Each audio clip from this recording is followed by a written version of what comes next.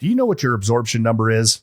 National averages in all the demographics that we look at, Marine, Harley-Davidson, and power sports, run anywhere from 70 to 75%. What does it have to do with the sales department, and what are the departments that make that number go up or down?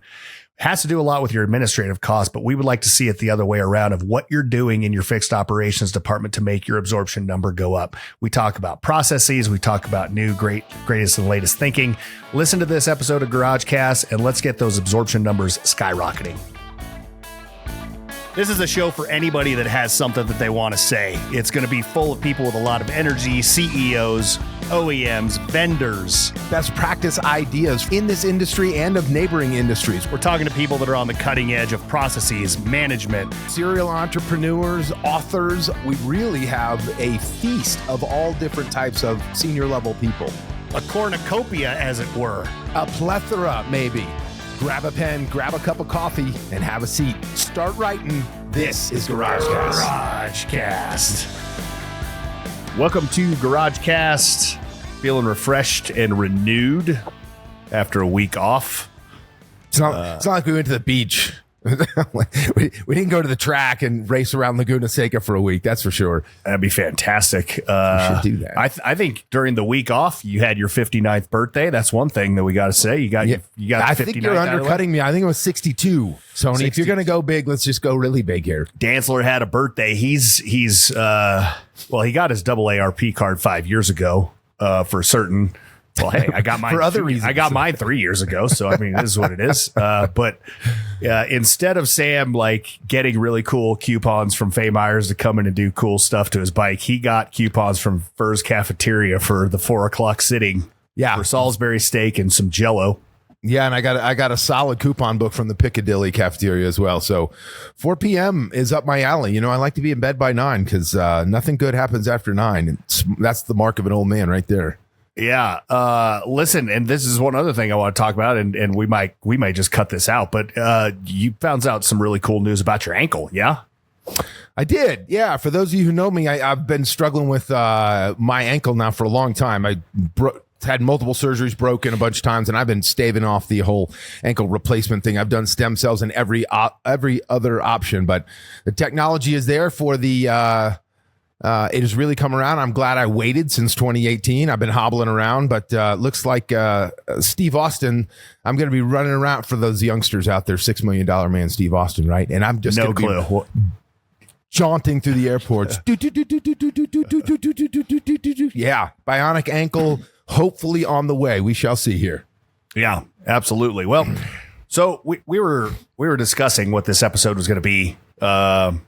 And obviously right now, you know, we're talking economy, we're talking all kinds of things that might be cross-wired in the industry. We're talking tariffs. They're all cross-wired. They are cross-wired right now. And so we're gonna tear off headlong into tariffs and try and it's funny, man. I went back and I looked at a lot of our episodes, and it's actually really cool to look back on 6 years of doing podcasting because you can see how the history of, well, not only the industry, but like the world, you know, we cut off into COVID and there's all kinds of stuff going on that I look back on and we could have done an episode on tariffs. And then by right now it would have already been old and dated because it changes literally from second to second, minute to minute. And we saw some letters coming out from manufacturers of what they're going to do about the tariffs, and some we're going to this and that. And then, well, we're on a pause again. So we're not going to talk about tariffs because we don't really know what's going to happen with tariffs. So, well, we did. Yeah. We had a whole stack. We had a whole stack of bullet points. And it was kind of like when we started this podcast during COVID, we turned out to be the voice of COVID for the dealers. Like, this state is closing. Here's how we can sell with the door shut in the front door. So we thought about that with taxes. We thought that's exactly what we're going to do. To Tony's point, what we thought on Monday was different by Tuesday. And so to memorialize that in a podcast just didn't make sense. Maybe we'll do a tariff recap and tell the whole godforsaken story on the backside of it when the air clears, but we had to push past that one. Yeah. So we got our heads together and we started thinking about something that we're super passionate about, that we think is apropos right now for the times, going into, April and sunshine and everything kind of kicking loose. And also, ways to recession-proof your dealership or ways to really leverage, force multiply your bottom line of sales, and that is through absorption. So we wanted to do an episode on absorption, kind of explain what absorption is, give you the details on that, and then really understand how you can maximize that in your departments, right? So yeah, you talk about recession-proofing your dealer out there. We don't know what's going to happen with taxes, and that's kind of the extension. That's kind of where we went with the thought process, which is like, okay, if we can't do that, what can we do? Well, how we react to it, or letting it do its own things and focusing on the other opportunities inside the store. And quite frankly, absorption is simply a number we don't look at enough, and we used to talk about it often. So I think it's perfect timing for that one, Tony. Yeah, and honestly, it's fantastic. Absorption is if we have a slow in sales, be that because of the market, be that because of the economy, or be that because of seasonality. But we would rather have you look at absorption year round, even in the throes of selling season for everybody. We'll just call that June or May, right? When it is just, it's crazy for every marine and power sports and Harley-Davidson dealer out there, right? Yep. We would still love to see your absorption north of 75% or into the hundreds or 120%, because then you're force multiplying. So let's explain that first and foremost. So What exactly is absorption? So absorption is, and we'll slow this down a little bit. Absorption is the ability for your parts and accessories, your service department, your pro shop, and the marina in the marine industry, right? So those four, well, we're not going to call them ancillary because they're just as important as the sales department. We always talk sales is 70 to 75% of the net profit of a dealership, but it's your fixed operations ability to overcome your administrative expenses. So what are those, right? So you take your net profit or your contribution from your parts and accessories department, you add that to the net profit of your service department, you add that, your pro shop, your marina, you add all those numbers up together. And then what you do is you take your administrative expenses, it's your mortgage, it's your insurance, it's all the people that work on the back end of the dealership, your admin staff, your occupancy numbers, all those expenses. It's the ability for your fixed operations to overcome those expenses. So prime example, Dantzler number for number is if you have $100,000 of administrative expenses on the back end of your dealership, and your dealership in your service, parts and accessories, pro shop and marina makes $75,000 net profit. Yes. That's a 75% absorption number. That means that 75% of your administrative expenses are being covered by fixed operations. So now that I explained what that is, I'm going to hit you with the question, Dantzler, of, well, why is that so important to the sales department? Because we ask, talk to us about absorption. Well, the more units that you sell, the better your right. So why is it important to the sales department to have a really good absorption number? Well, it's important to the whole store. And quite frankly, Tony said, why is it important to the sales department? You will notice that the sales department was not included in his list as one of the departments that offsets the cost.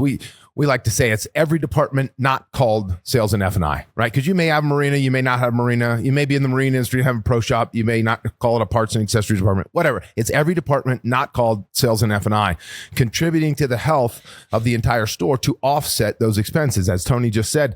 And for the sales department, for all departments, you guys know, you hire a new sales manager, that guy could be a rock star and your sales go through the roof. He could be terrible and he's going to tank the sales. There's so much volatility in the major unit sales department, of which F&I follows the major unit sales department. And this is a number, quite frankly, that came from the auto industry back in the early 80s when Ed was putting this whole thing together. He wanted to include it in there because what happens if all of a sudden the major unit sales department, what happens if that manufacturer stops building major units, or the tariffs are so high that they stop coming in the door? Can my store survive off of the profit of every department not called the sales or the F&I department, right? So we look to offset all those expenses with all the revenue generated from the other departments not called sales and F&I. That way the revenue from sales and F&I can effectively go straight to the bottom line. But if we did not have it, it's a security blanket to say the closer to 100% we get, the longer we could sustain a low, if not non-existent major unit sale. Or maybe we have to change our strategy and move to pre-owned, which is probably a good idea anyhow, just to incorporate all those. So that to me is the main reason that we that we track it, that it should be on the front of the mind, right? Particularly when there's something like what we're going through that's happening in real time. Yeah. So, I mean, in rough times, it's the ability for that fixed operations to cover all your expenses on the admin side, right? And then the one thing that I want to make sure we hit on is the way that I remember this and the way that it was taught to me long time ago was, man, wouldn't you want your bathtub pouring over from the sales department? You're making 75% of your profit comes from major unit sales. If you have covered all of your expenses, which we used to get into, that occurs on the 27th or the 26th or the 28th day of the month. If you could make that number fall down into the 25th or 26th or 24th, man, you are just pouring dollars to the bottom line that you can put in the bank, you can put towards your balance sheet and your investments and so on and so forth. Right? Tony, I got to say that for the listener who doesn't know the history, they're like, what the hell did Tony just say about bathtub? The bathtub is the expenses of the month, right? You fill the bathtub up every month to cover the expenses, and then anything left, what happens when you leave the bathtub on? Yeah. It flows over to the bottom line. So in Tony's world, we want water everywhere in the bathroom there because it's pouring over because of the sales department. Yeah, hitting the floor. So at the end of the day, why do we track it? Because, Dantzler, if we have a dealer that is sitting at a 50% absorption, which means their fixed operations, the pro shop, the marina, all of that aggregate is only paying 50% of those admin costs, that nut that you have to pay every single month. Right. Well, that means your sales department is having to make up, and 50% of their profit is now having to cover that before we get to the bottom line profit, before I start making money that I can actually put into the bank. So super important number. And we've seen that number scream up sometimes. We see it come down sometimes. I think it is safe to say that in all of the industries, the marine, Harley-Davidson, and power sports, that number is going to be somewhere 70 to 75% average is what we're seeing out there. Would you agree with that? Yeah, and it would tick up a little, maybe closer to 80 for most marine dealers that have marinas. So marinas, right? They have rentals, they have slip rental space, they have gas stocks, those types of things. It's an additional revenue stream that the dealers who are sitting on the side of the interstate don't have access to. So for some of them, that number ticks up a little higher, but I think 75 is probably the mark to shoot for. Yeah. I mean, we want 100. Let's be honest. Totally. If you got a small shop and a low rent factor, you can get north of 100. But for most modern dealerships, that is not attainable. Yeah. So this is going to lead me into, that's why we track it, right? So then let's go into the next question, which is the pessimistic salt encrusted dealer that will tell me, oh, well, hold on, wait a minute. There's so many ways. And so this is how do we move the number? And this episode is going to be dedicated to how the departments that are in control of making that number go up and down, right? How they can actually move the number. Your salt encrusted dealer is going to say, well, all it takes is a dealer that has a low rent factor, right? Their mortgage is $5,000 a month, or that's what they report, or they mom and pop this thing, so they don't have any admin expenses, and they're garage keepers because their shop is a piece of crap, is $2,000, right? So they say that you can actually take, which is true. If you have low administrative costs, you can actually make that number move. But which then begs the question, which is what I always say back is, well, what is super, super, super low admin costs? What is that doing to restrict a dealership? Maybe your dealership is still mom and pop and rickety, and you need new signage and a floor, and you need new this and that, right? Maybe you don't have enough people in admin, and you're missing all kinds of opportunities to save money that way, et cetera, right? Yeah, I remember in 2008, 2009, on the backside of that, we had it was at the AIM Expos. Before it was called the AIM Expo, it was a profit accelerator, if you remember that, Tony, in Las Vegas. And I had a guy in the room say, my biggest expense is my payroll, so I got to cut my payroll. But like at the point you start cutting your payroll, to Tony's point, to keep the expenses low, you're cutting all of the customer's experience as well, which invariably keeps the margins higher and keeps the customers coming back. And that coming back piece is a theme that I want to tee off before we dive into the granular piece of this, Tony, is why is it that we continue to have a 3% participation in the power sports industry? It is 3.2 per the last survey that just came out, which is a 2025 survey that looks at the last a trailing 3 years. So 3.2% of the population of the United States and North America plays in the power sports industry. We've seen it as low as 2.6. We've seen it as high as 3.2. But that's over 25 years we've seen that number. It's not 4 and then 5 and then 6 and then 5 and then no, it's 3. It's always 3. In the marine side of the fence, you get north of $100,000 boat, which is like most of the boats that are out there these days. And now you're in 1% territory.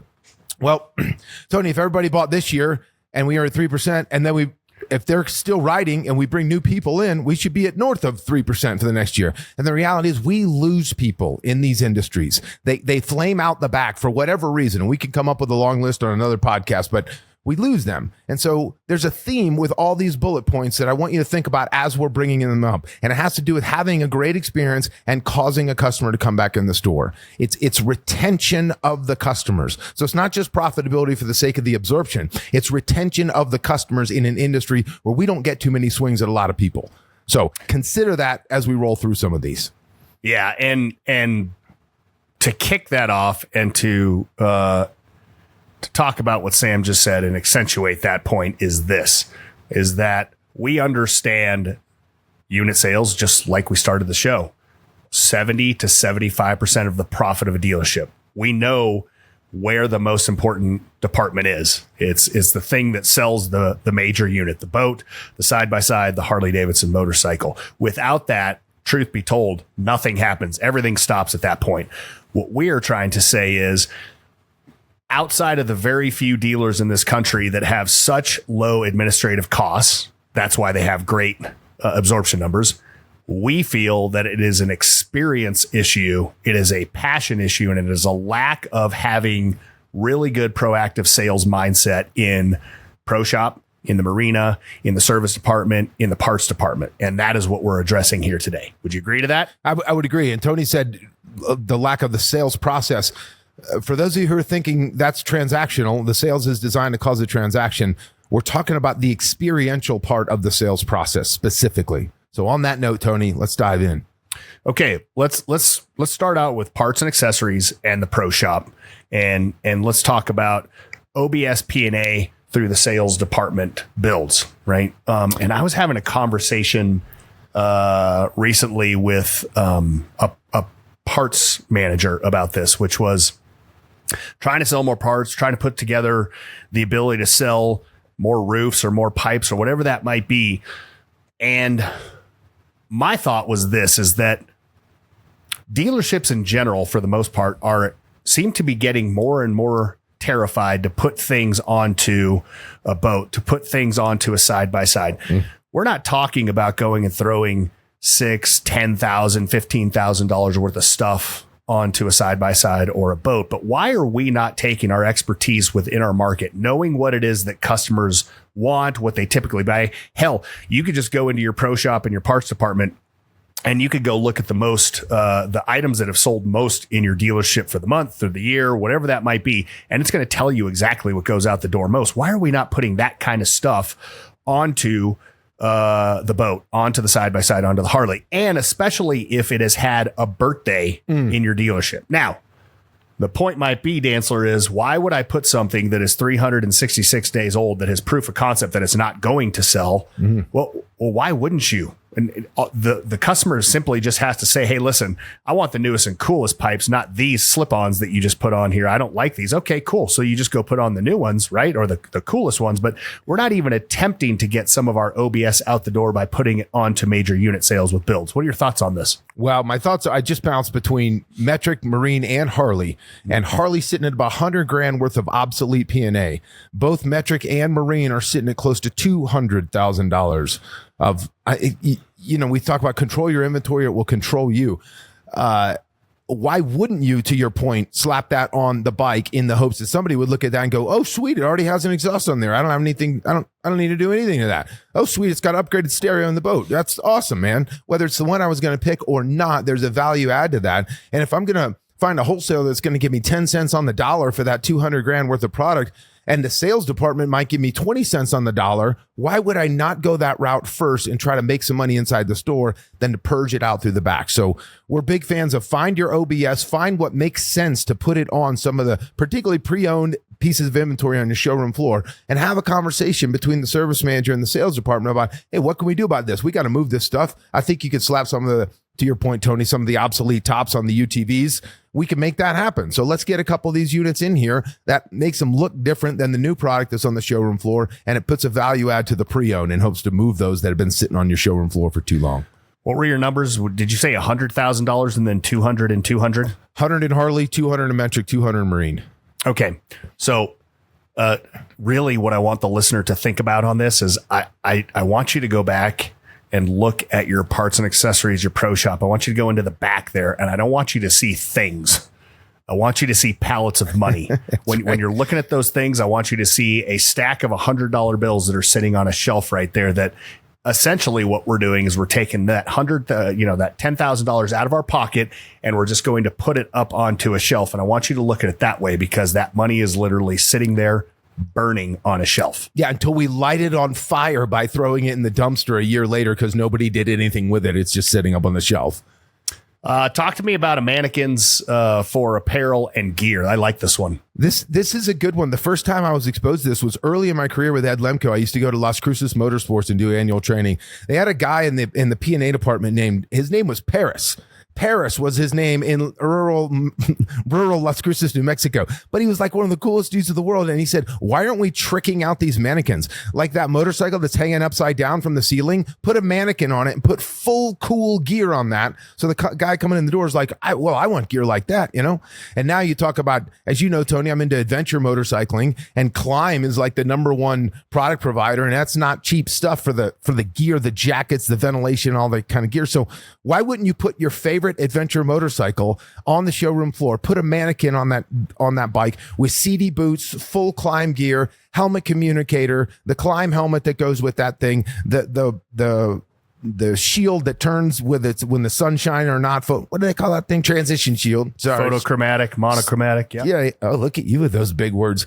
Why wouldn't you deck out that mannequin so that I can look at the mannequin and go, that you need to suit me up with that when I come into your store, right? Why do you make it difficult for me to say, I don't know, well, what's a good jacket? And I don't know what to do for boots. What do you mean I can't wear my leather boots that I already own instead of the CD hard shell boots, or whatever it happens to be, right? Mm-hmm. Take the opportunity to merchandise in such a way that people come in the door and go, this is awesome. Not just because here's the bike and here's all the gear, but here's how I'm supposed to look on that bike wearing all this gear. Because let's be honest, it's a lot of playing pretend, or what I call decorating Superman in those departments. I like that.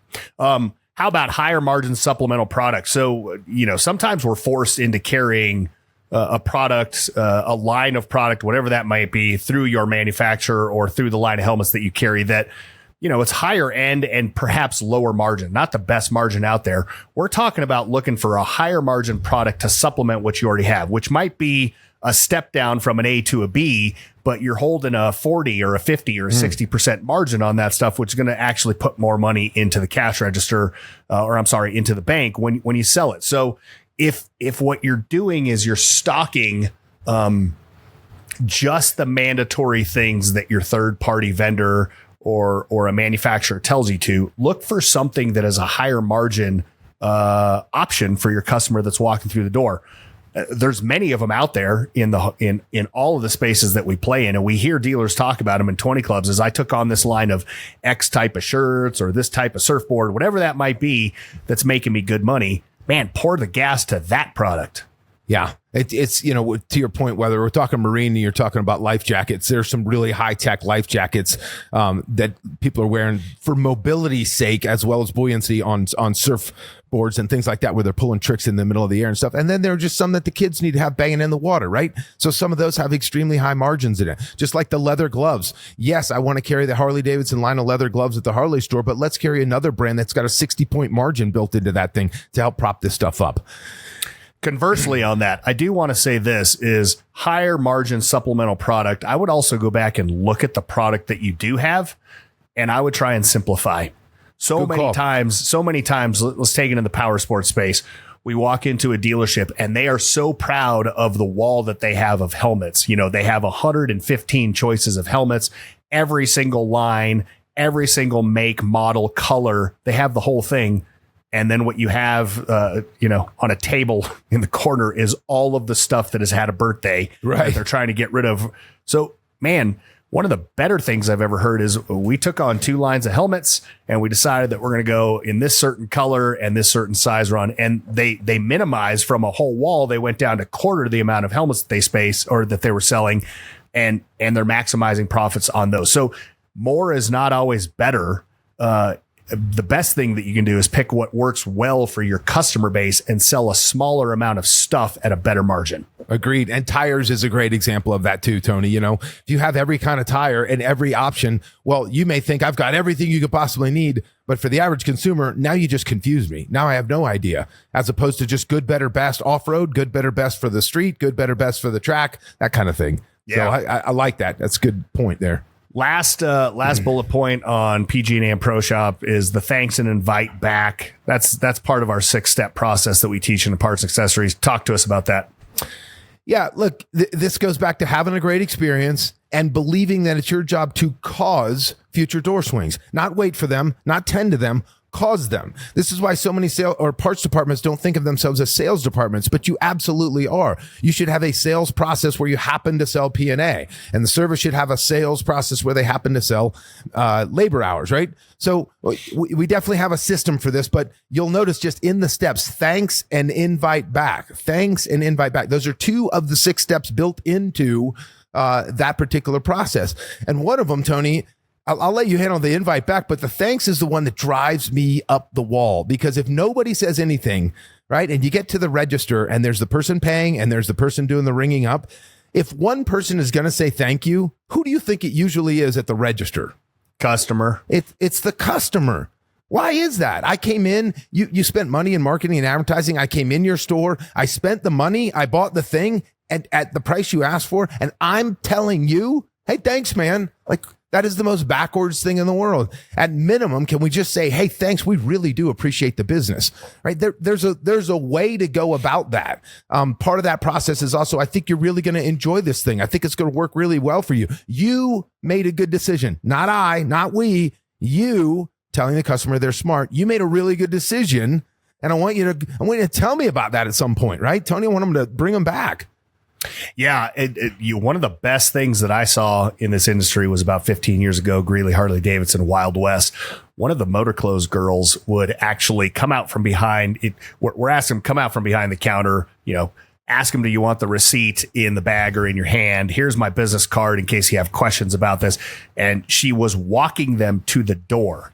And she said, a couple things are happening here. I'm walking them to the door as if they're in my house, right? So I'm not going to let somebody just leave my house, just be like, hey, thanks for coming over. Walk them to the door. Where are you going to ride? How's the blah, blah, blah, blah. It would eventually end up in weather, heading outside. She goes, it also gave me 15 seconds of sunlight that I got to go outside. Hey, thanks for coming, and got some sun before I walked back in. That is a thank you and everything involved in that. The invite back part is, man, ask that person to come back. Ask them to bring their friends. Next time you and your buddies are out for a ride, next time you're actually taking the family out on the boat, stop in and come visit me. Tell me how things are going with this thing that we just talked about and we sold. But have people come back with you. That way you're getting those referrals back to the department, and you're one-upping, man, your customer service to that person. You're actually treating it like a major unit sale. Yeah, think about that. The people that are out, let's just call it on the boat, right? You bought some new surfboards. You're going to go out and do some wake surfing and all that kind of stuff. And you say, hey, come back in and tell me how that went. I note that Tony did not say, hey, call me. Hey, text me. No.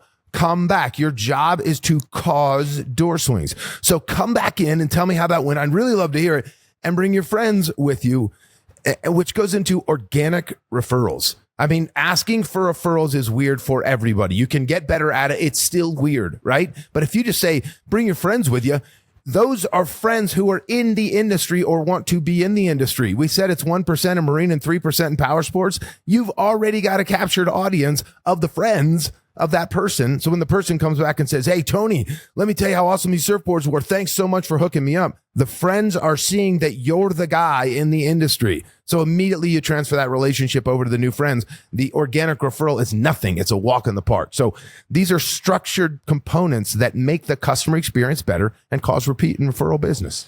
You know, that takes me to both departments, Pro Shop, PG&A, and the sales process. And we literally stand on a stump and stump about this all the time, talking about sales process in all departments. And this is a prime example of you got to have the 6 steps.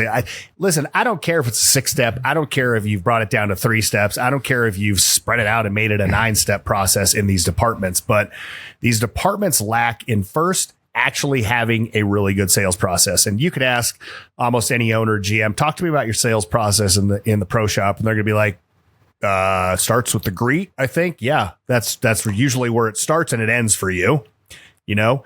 And then the other thing that we see is the expectation of training on that process, the expectation that daily we train on one of those steps of the process so that we really understand when somebody walks in here, it's not standing behind a counter. It's not handing the bag over the counter, thanking them for purchasing, and it's not it's not what we just commonly get in all these departments. Tony, I'm smirking over here as you're talking about sales process because Schooley and I, at the time recording early last week, we were in what was it? It wasn't Milwaukee. Maybe it was Milwaukee. That's exactly where we were doing our regional sales training. So Derek was out there with us this round. We had 38 salespeople in the room who were sent to come to the regional sales training, right? And so I'm talking about having a sales process for the parts department. I'm like, how many of you have a sales process for the parts department? And to your point, usually the answer we get is, I don't know, maybe I think it starts with a greet or whatever. But nobody said a word. It was crickets in the room and no hands went up. I was like, well, yeah, I guess I'm ahead of myself. Let's talk about sales process in your own store. Now, how many have a sales process in your own store? Thinking that 38 out of 38 hands would have gone up. How many of you have a sales process in your own department? Sorry, not store. Department. It's in the major unit department. I thought 38 hands would go up and I could take that and then come right back to the pro shop. Tony, 3 hands went up. Wow. 3 of 38. When we're talking about the major unit sales department, 3 people of 38 said they had a sales process. And here we are talking about, come on, we talk about sales process for P&A and service all the time.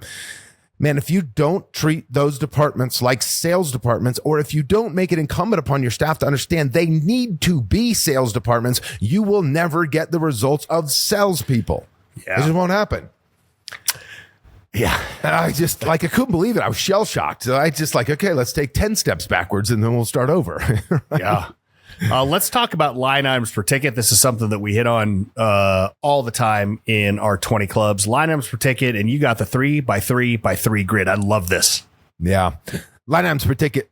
We sit here. We've done a little better this year. We're up to 2.2 as an industry. That's all industries combined. As in 2. I came in for one thing and I left with 2.2 things, right? A lot of people are like, well, we sold them 2.2 things. No, you sold them 1.2, maybe.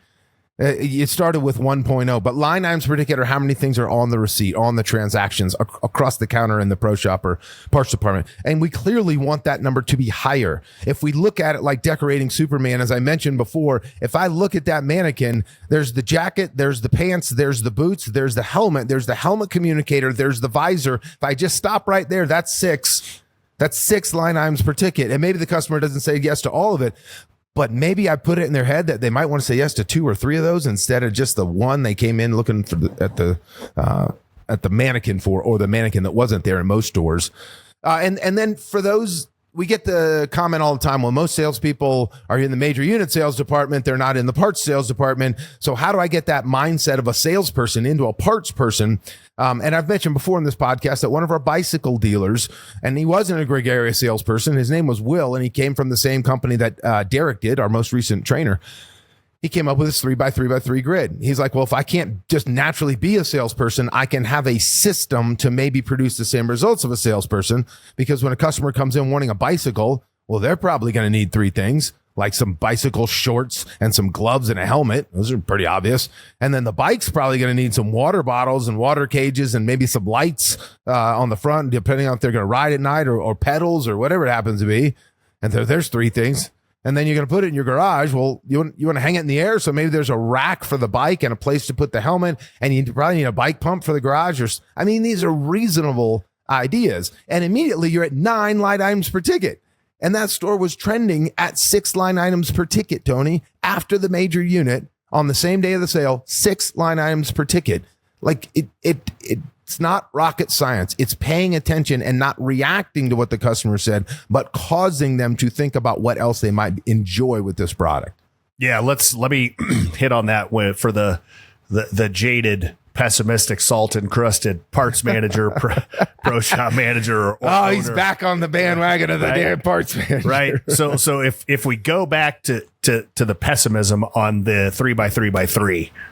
They're going to immediately say, well, they're not going to buy 9 things. Okay, fine. I don't care if they buy 9 things. If they buy one out of each category, at least they're 3 line items per ticket, which we're playing around in 1.6, 1.75. We're asking for 2.5. 2.5 should be, I'm not sure there are many things that you can buy in any of these pro shop and parts department that doesn't have 5 things that should go with it. Jacket. You're talking helmet, you're talking gloves, you're talking pants, you're talking boots, right? You talk a surfboard, you're talking a tow rope, you could go on endlessly about the things that you should be trying to get on your line items per ticket. But if you offer 9 and get 3, that sure is a whole hell of a lot better than 1.6 things that we're doing currently. Tony, a great exercise, a great takeaway from the podcast is to make your parts manager assign 3 items to each of the people in the pro shop and just say, hey, here's the item. I want you to write the item down, and then you write the 3 things underneath it that are the most obvious that go with that particular item, and put that in a training manual. So the new person comes on who has no idea what that thing is, and all of a sudden there's 3 things under it that I don't quite know what they are, but hey, you might want to get these 3 things that go with that thing. And eventually they're going to learn that the monochromatic shield, they're going to get the technology that's behind it. But let's start them off with, here's some obvious suggestions that you could say to the customer. Yeah, love it. Let's move on to the service department. Well, Tony, the last 2 were kind of between they both. Were both. Yeah, right? Yeah, for sure. Sales process and adding on line items per ticket. But yeah, let's go straight into. Well, service. let's continue on that line items per ticket in the service department. And I want to talk about first the red, yellow, and green adding on. I like this one completely. So when we're talking about a service advisor in the drive, talking about a boat, talking about side by side, talking about a Harley-Davidson, first thing that we're going to talk about is that you should have a really good walk around with that customer, and it should be done by it should be done the exact same way by all of your service advisors. That's the first point. The red, yellow, and green is when we're talking about a red adding on to a sale in the service department. That is something that is mandatory that I can't move forward until I do this, meaning you don't have any pad left on your brakes. Before I go and try and look for this oil leak, I got to tell you that your transmission is completely blown on this. Whatever that might be is the red adding on to the customer is, Sam, before we can continue on, I got to let you know that we need to fix this. It's mandatory. It's red. Yeah. To the point where I won't let my tech write it. Exactly. I can't let this bike out of here with my tech writing that thing. So this has to get fixed. Yeah. Yellow is, it's a really good service advisor saying, hey, Sam, I want to let you know that in the future, probably before the next time you bring this thing to me, we're going to have to fix this thing. Right. And so the yellow is, it's not red and it won't stop you from enjoying this thing, but you're going to be back here in a month anyway. So why don't we just go ahead and take care of this? And then the green is all the good and fun stuff that we should be doing, the things that we should be putting in front of the customer saying, Sam, you're telling me all the time that you go out and you and the wife and the kiddo, you're out surfing and you typically take at least another family with you. And I just want to let you know that we have really great upgrades to the stereo system in here so that, man, you could really create problems on the water and annoy the neighbors and all that kind of stuff with a new stereo system. The green is something that they don't necessarily need, but we're going to try and pitch them the ball and let them knock it out of the park anyway. And that could be a myriad of different things, but you don't get those things. Like, I'm not just going to come and say, hey, Dantzler, why don't you put in a new stereo system into your boat? You noticed I said Sam. you tell me that you, the wife and the kid, you go out boating every weekend, and you're always telling me typically you're taking one or two other families with you. You don't get that information unless you actually are trying to connect with Sam and understand what he's doing. That is that part of the sales process of where we're formatting that customer. We're gathering information so that we can make really educated and logical packages for them to sell to. Yeah, and they come in for one item and they ultimately leave with three. And the third one is a big one, or right? I mean, at the point where I'm putting underwater lights on a boat and you just came in for your first service, that's a whole different dynamic as far as profitability goes, right? So everything we're talking about is to improve the customer experience. We're trying to drive revenue, right, to offset the absorption number. And we can also trim expenses to offset the absorption number. And that's where I want to go next, Tony, which is pay plans for service riders. Yeah. Now, most people, when you say, hey, do you pay on parts? They're like, oh, yeah, we pay the service rider on parts. They get a percentage of the parts. And I say, do you pay them only on parts? And they'll look in their eyes like a ghost. Like, what do you, they're service riders. Why would I not pay them on service? To my answer is, why would you? They're here for service. That's the gimme. It's almost like the guy who's coming in for the tire because you have a cheap tire. I don't want to pay the service rider or the tech for the cheap tire. I want to pay them on what they sold while the bike was on the lift getting the tire fixed. To Tony's point, we got to get the brakes done, right? It's a mandatory thing, and let's knock this thing out right now. So there's several things in addition to the one item they're here for that if we're thinking about it, we could get paid handsomely on those. We can get paid handsomely on the underwater lights. I come in for a new helmet and you send me home with a new motorcycle for my kid, because it does happen. I'm living proof that does happen. It's the other ancillary pieces. But in the parts department in the pro shop, if you're paying commission on the parts, the service writers will look for the high dollar things, the high dollar parts, which then cause typically high dollar installs. So the install revenue goes to the house, the commission goes to the parts department. We're increasing parts sales and labor sales while keeping payroll as a percent of sales in check. So some of you might want to think about shifting your service writers to a pay plan that pays them on the parts sales only. Yeah, that's good, because the first thing I was thinking about what the jaded salt encrusted person listening to this is going to say, well, yeah, if I'm not selling hours, then they're not going to sell. Well, if that's the point, is that if you sell the thing, that comes with the hours. Correct. So it's just a different way to look at a pay plan.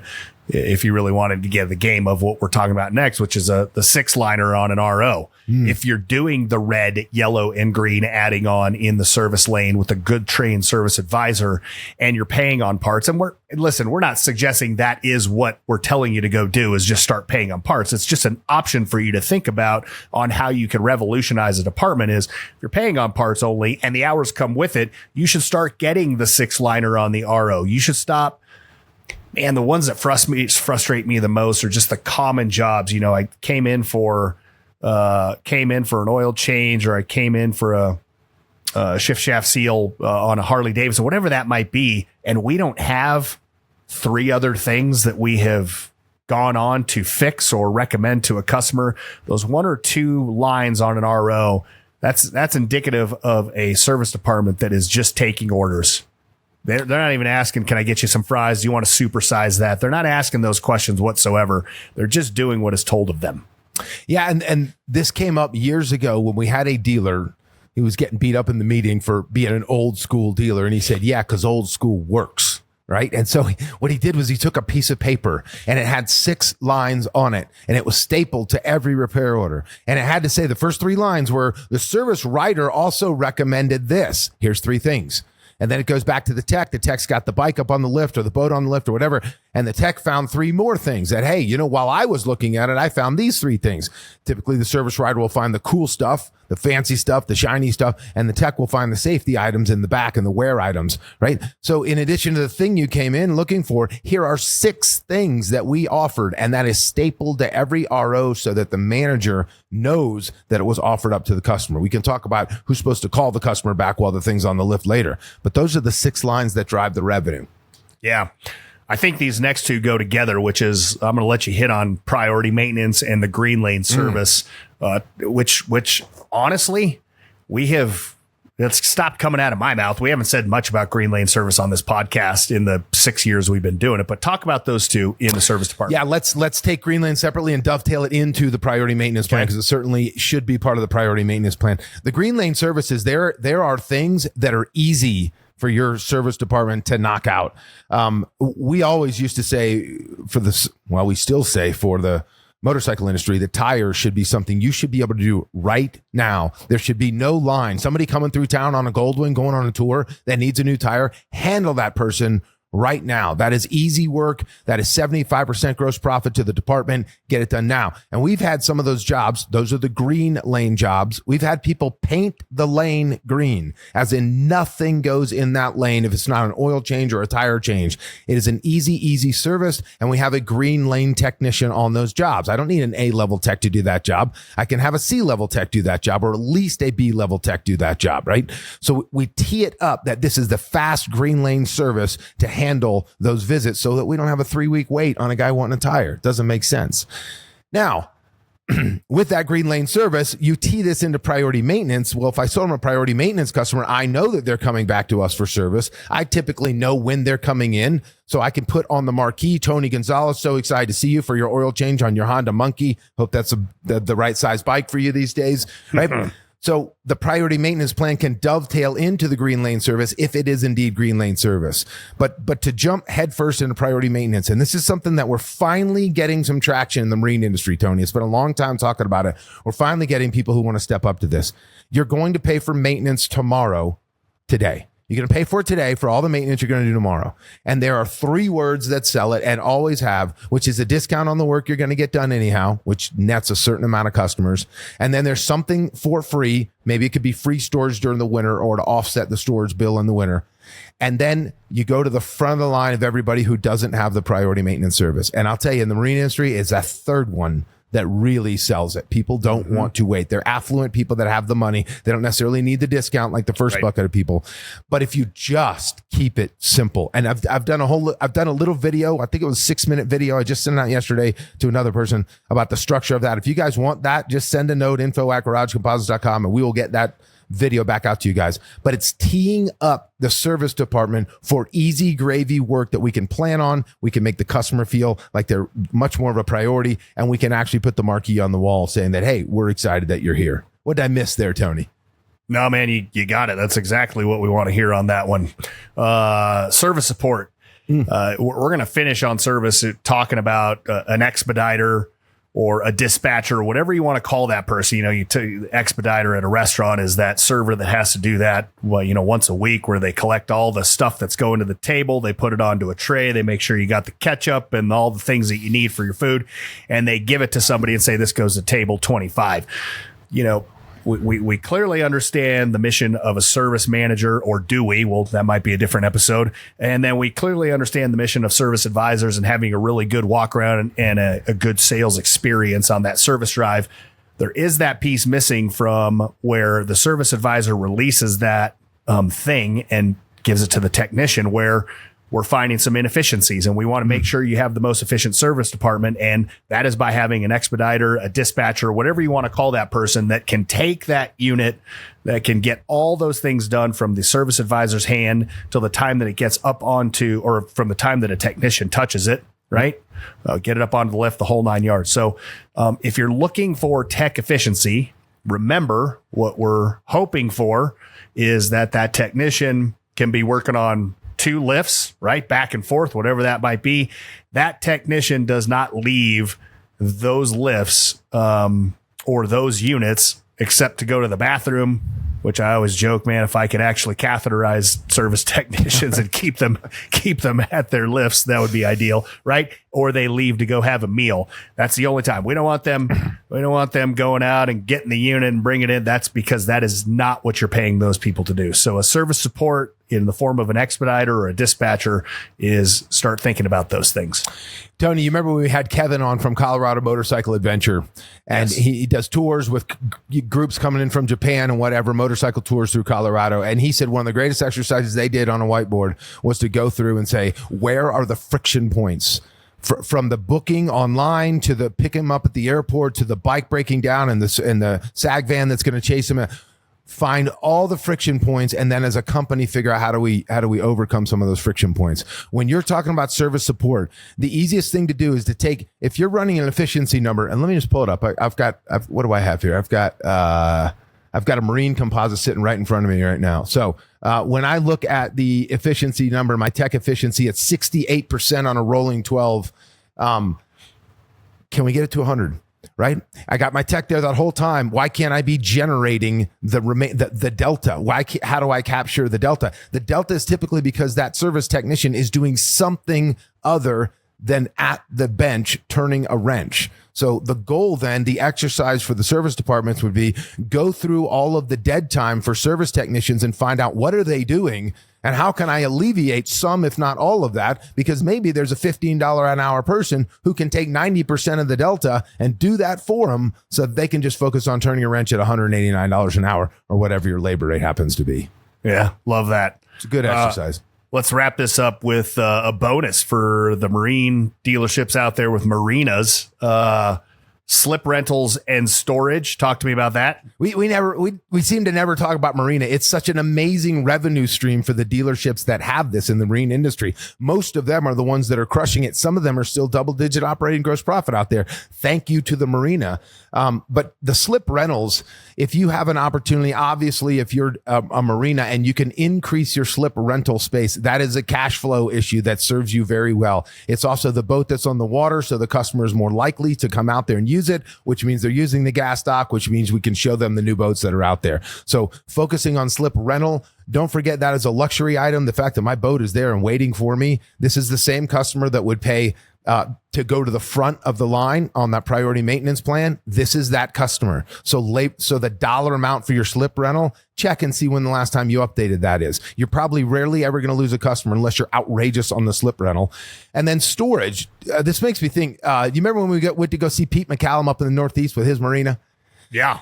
So Pete McCallum, what an awesome guy. Those of you listening know who Pete is. But he had different types of storage. I remember when across the street, he built that massive storage facility, Tony, and some of it was on a gravel lot and some of it was in a storage unit that was protected, as in it was indoor. And then some of it was heated and indoor. And all three of those carried, at least at the time, a different rate for customers.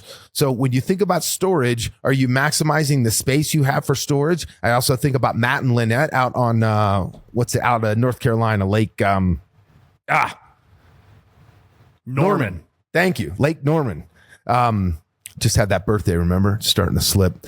Lake Norman, and they have a massive storage facility out there. And during the times that were slow, that storage facility, because they opened that store, if you remember, Tony, during COVID. And it's just like major unit sales stopped, which is a perfect time to have your absorption through the roof. Those storage units can be massively profitable to helping cover the expenses. So it may be something you can do right now, and it may be something you can work towards, or maybe something you can't have at all. But the slip rental and storage, that is a great revenue. That is a great revenue center to offset some of those costs to offset your absorption. Excuse me. Power sports, you should look into this as well. If you're not doing storage and you can find something that is either on site that you can build, we have people that are doing it in Connex trailers and whatnot. If you find something off site where you can do the exact same thing, it's also beneficial because you're getting the winterization, you're getting the storage, and then you're also getting a captivated audience for, hey, when do you want this back? Let's put that on the books now so that we can get it ready and get it to you when you're ready to ride again. The other one is to allow rentals as part of your priority maintenance program. This is something that we used to preach about 15 years ago in 20 clubs all the time, which is, if you get priority maintenance when you bring your thing in, be that a motorcycle, a side-by-side, or a boat, is part of the priority maintenance is that you get to take out one of the a rental from our stock of rentals. You see this in the auto side all the time because they have the stickers on the windows of the cars that this is from, Sam's Lexus dealer here. And it's a rental for them at no cost to them. The only rule to that is it cannot be in the category and or make of what it is that they are currently riding. So, if you have this person on a Sportster, they're going to be going to something that's a little bigger, different, so that they actually might be a customer that is a captive audience to look into something, either to trade up, trade out, or actually go into a second thing, right? It's so good because when you're not allowed to get, I remember this. I'd go in with my motorcycle. I'd go with my Road King, and I was not allowed to take a Road King back out. I was forced to take another. Oh, okay. Well, I'll have a Street Glide then. And then you ride the Street Glide, and you're like, oh, this is pretty sweet, right? And the next time you're going to, no, street glide's not available. Got a road glide for you. Oh, fixed fairing road glide. And then all of a sudden I had to have a fixed fairing road glide. It really does work when you don't allow them to get on the model or the segment, if you will, that they currently have. You push them into something else, and it really gets them thinking. Yeah. Tony, I had one more. Last one. I just had buy one, get one boat rentals, right? Or rentals in general, right? There are some motorcycles you cannot rent, but for the most part, all the boats. Freedom Boat Club, companies out there like that do these. Some of you have these boat rentals as part of your business, and some of you just do it independently of them. But it is a great way to get potential new buyers involved in the process. So if you sell a priority maintenance plan, let's say, have it include 2 coupons for free rentals. Or if I come in to go out on the water on a boat and I buy a rental, give me a coupon to take my friend with me. You're causing incremental business. And if you have some pre-owned inventory, or better yet, a fleet of rental bikes that you can use, the actual cost of that is so very low to cause people to really appreciate you as a business and cause new buyers and riders and boaters to come into your facility and look at the new product. Buy one, get one on the rental coupons. Coupons, like Ron Wine. Coupons. Yeah. Remember that guy? Yeah. Well, there you go. Absorption. The whole point of this was to talk about the fixed operations departments and how you can be maximizing not only the profitability, but as a result of that profitability, maximizing your absorption number. So I think that was good, man. That's good. Hopefully people take it to heart. Push this to your managers. Absolutely. Not just for you GMs. Push it to your managers. Some of those action items, some of those not role plays, but some of those exercises of like going through the process and figuring out where the friction point is or where the dead time for your tech is. Walk them through that. They need to walk their staff through that. Love it. For Sam Dantzler, I'm Tony Gonzalez. This has been GarageCast. Have a fantastic Tuesday, everybody. Thanks, everyone.